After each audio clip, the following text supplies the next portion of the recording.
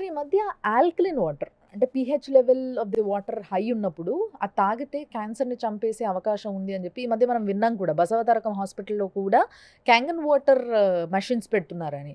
So ఇది ఎంతవరకు help చేస్తుంది అంటారు క్యాన్సర్ని చంపడానికి? సో ఈ కాన్సెప్ట్ ఎందుకు వచ్చిందంటే క్యాన్సర్కి ఎసిడిక్ ఎన్విరాన్మెంట్ అనుకూలంగా ఉంటుందన్నమాట. సో ఆ ఎసిడిక్ వాతావరణాన్ని డిస్టర్బ్ చేసి ఆల్కలైన్ వాటర్ తీసుకుంటే క్యాన్సర్ కణాలు చచ్చిపోతాయి అనేది ఒక హైపోథెసిస్ జనరేట్ అయింది.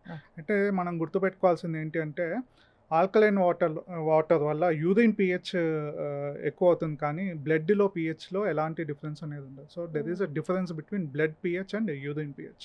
Blood pH is between 7.35 to 7.45. It's tightly regulated ఉంటుందన్నమాట. దానికి 1 పాయింట్ కాదు కదా, 0.1 అటు లేదా 0.1 ఇటు కదిలినా సివియర్ మెటబాలిక్ డిస్టర్బెన్సెస్ వచ్చి ప్రాణానికే ప్రమాదం. సో ఆల్కలైన్ వాటర్ తీసుకోవటంలో తప్పు లేదు, కానీ ఆల్కలైన్ వాటర్ తీసుకోవటం వల్ల క్యాన్సర్ కణాలు చచ్చిపోతాయి అనేది మాత్రం correct. It's a myth. It's a myth.